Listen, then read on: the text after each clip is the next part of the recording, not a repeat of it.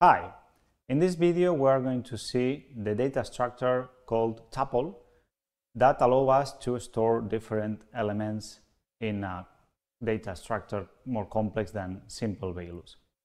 So, similar to lists, we define the structure of tuples that allow us to store elements in an ordered collection. So, the position of each element is important in this type of structure. But in a different way than lists, tuples are not mutable. This means that the elements of the tuple cannot be added, deleted, or updated. This is the main difference between lists and tuples. Here you have a definition of a tuple. As you can observe, if we defined lists in square brackets, tuples are defined by parentheses, but the elements inside the tuple are represented in a similar way, that is separated by commas. So here we're defining a tuple with these two elements, and here we're defining the tuple with these two that are floats, and here we combine different types, strings and integers.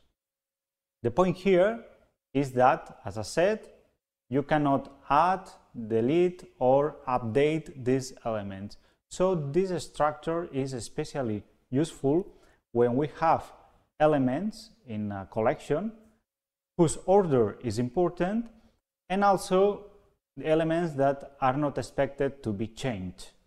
So, for example, if we have here some properties of some web server, or some coordinates that are not changed, or some dimensions that are not expected to be changed during the program, in this case we can use tuples instead of lists, and because the reason to do that is because there are some better performance, some efficiency that allows tuples to have a better behavior compared to lists.